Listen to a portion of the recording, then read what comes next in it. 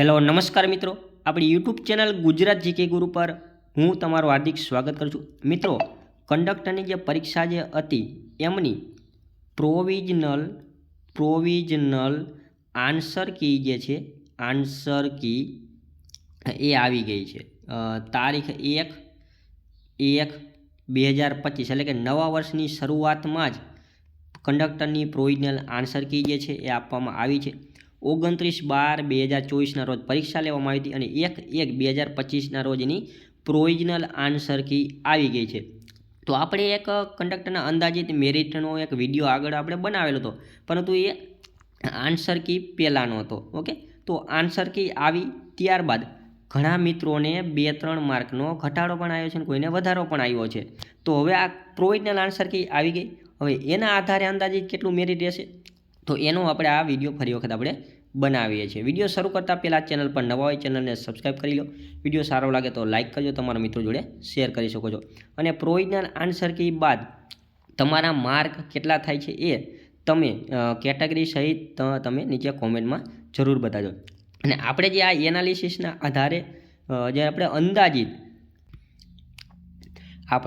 અંદાજિત આ વિડીયો જે છે એ મૂકવાના છીએ. કોઈ ઓફિશિયલ છે નહીં, આ આપણા એક અનુમાનિત છે.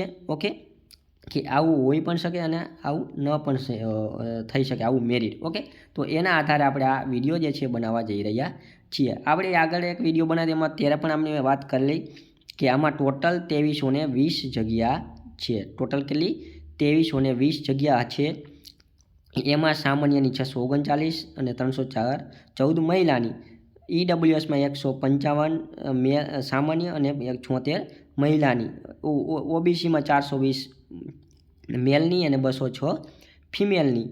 એસસીમાં 109 સામાન્ય અને 53 ફિમેલની. અને એસટીમાં 234 સામાન્ય અને 114 ફિમેલની. 232 માજી સૈનિક અને 92 દિવ્યાંગો. આ રીતે આપણે આગળ પણ વાત કરી લઈને ટોટલ 30,843 લોકોએ આમાં પરીક્ષા આપી છે, એ પણ આપણે વાત કરી હતી.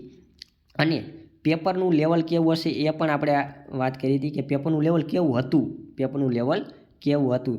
તો કે જીકે જે છે એ સરળ હતું. ઓકે, કોમ્પ્યુટર પણ એ પણ સરળ હતું. ગુજરાતી એ પણ સરળ હતું. ગણિત જે છે એ પણ સરળ હતું. અંગ્રેજી મધ્યમ હતું. નિગમના પ્રશ્નો જે હતા એ મધ્યમ હતા. ઓકે, પરંતુ રોડ સેફટી જે છે એના પ્રશ્નો થોડાક હાર્ડ હતા. એમાં થોડુંક વિદ્યાર્થીઓને મૂંઝવણ અનુભવી હતી.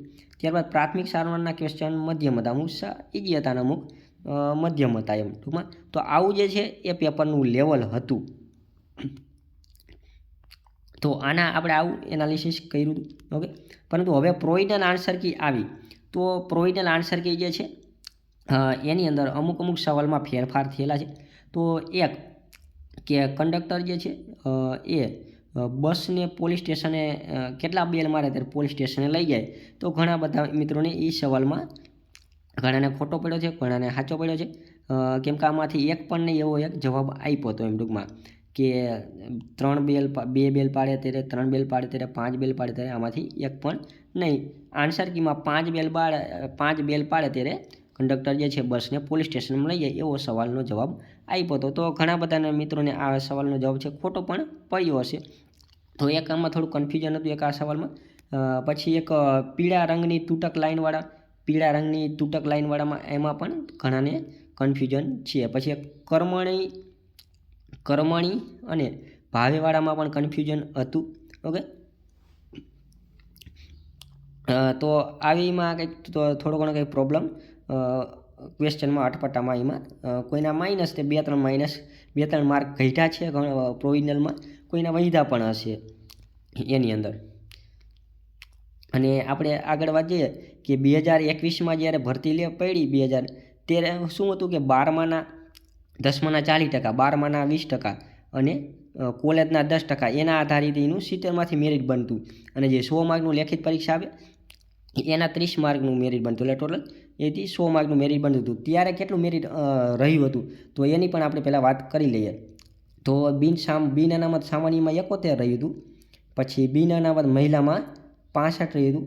ઈડબ્લ્યુએસમાં 67, ઈડબ્લ્યુએસ મહિલામાં 55, ઓબીસીમાં 68, સામાજિક શૈક્ષણિક મહિલામાં 61, એસસીમાં 68, એસસી મહિલામાં 63, એસટી મેલમાં 62, એસટી મહિલામાં 59, બીના અનામત માજી સૈનિક 43, ઈડબ્લ્યુએસ માજી સૈનિક 55, અનુસૂચિત જાતિ માજી સૈનિક 42 અને સામાજિક શૈક્ષણિક માજી સૈનિક 41.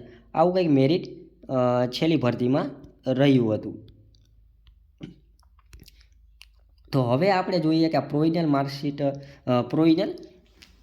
પ્રોવિઝનલ જે છે એ આવી ગઈ. હવે આન્સર કીધો. હવે કેટલું મેરિટ રહેશે એ આપણે જોવાનું છે. જો આ મિત્રો એક અંદાજિત જે છે, આમાં હું જે કહું છું એમાં વધે એનાથી વધારે પણ આવે અને એનાથી ઘટાડો પણ આવે. આ કોઈ ઓફિશિયલ છે નહીં, એક આવું ધારેલું છે. ઓકે, અંદાજિત છે એટલે કોઈ એવો દાવો કરવો નહીં. તો જો મારા મત મુજબ એવું લાગે છે કે જનરલનું જે મેરિટ જે છે, જનરલનું મેરિટ એ 62થી 67ની વચ્ચે અટકાય એવું મને લાગે છે. 62થી 67ની વચ્ચે, કેમ કે ઘણા બધાને 2-3 માર્ક ઘટ્યા છે એટલા માટે. પછી ઓબીસીની જો આપણે વાત કરીએ તો એ 60થી 65ની વચ્ચે રહે એવું અનુમાનિત છે. 60થી 65માં. ઈડબ્લ્યુએસમાં પણ 60થી 65 કદાચ અટકાઈ શકે છે. એસસીની આપણે વાત કરીએ તો એ 59થી 64 વચ્ચે રહી શકે છે. અને એસટીની આપણે જો વાત કરીએ તો એ 50થી 60ની વચ્ચે રહી શકે છે. હવે આમાં વધુ પણ રહી શકે છે, વધઘટ થઈ શકે છે, પ્લસ માઇનસ થોડા ઘણા થઈ શકે છે. આ એક જનરલ છે. આમાં લેડીઝની આપણે જો વાત કરીએ તો એમાં 5-10 માર્ક આનાથી માઇનસ તમે કરીને એટલું તમે લેડીઝનું તમે વિચારી શકો છો. આમ તમને અનુમાન આવી શકે એવી રીતે આપણે આ તમને કટ ઓફ કહું શકું. આમાં એક કોઈ પરફેક્ટ ના આવી શકે. પરફેક્ટ તો જ્યારે એનું રિઝલ્ટ આવે ત્યારે જ આપણને ખબર પડે પરફેક્ટ કે કેટલું મેરિટ અટકે છે. આ એક અનુમાનિત છે એમ ટૂંકમાં. એટલે એના આધારે તમને કદાચ આઈડિયા, કેમ કે આવા માર્ક આવેલા છે એ સારા કહેવાય એમ ટૂંકમાં. આવા માર્ક આવ્યા છે જેને એને સારા ગણવાના એમ ટૂંકમાં. મતલબ કે માનો કે જો એ ઓબીસી છે બરાબર, તો એમાં આપણે માની કે 60થી નીચે હોય તો એને થોડું કોમ્પ્લિકેટેડ થઈ જાય, કેમ બોર્ડર ઉપર આવી જાય, કેમ આવશે કે નહીં આવે એમ ટૂંકમાં. તો આવું છે આની અંદર. ઓકે, અને તમારા જે લોકોએ પરીક્ષા આપી છે તેમને પ્રોવિઝનલ આન્સર કી મુજબ કેટલા માર્ક થાય છે મિત્રો કોમેન્ટની અંદર કરજો. કોમેન્ટની અંદર જરૂર બતાવજો. પ્લસ તમારી કેટેગરી લખજો. ઓબીસી હોય તો ઓબીસી, ઈડબ્લ્યુએસ હોય તો ઈડબ્લ્યુએસ, એસસી હોય તો એસસી, એસટી હોય તો એસટી, અને મેલ ફિમેલ એ પણ તમારે નીચે લખવાનું કોમેન્ટમાં. એટલે એના આધારે તમને થોડો ઘણો આઈડિયો આવી શકે છે. ઓકે, બીજા કોઈ ડાઉટ હોય તો કમેન્ટની અંદર જરૂર બતાવજો. Thank you. જય હિન્દ.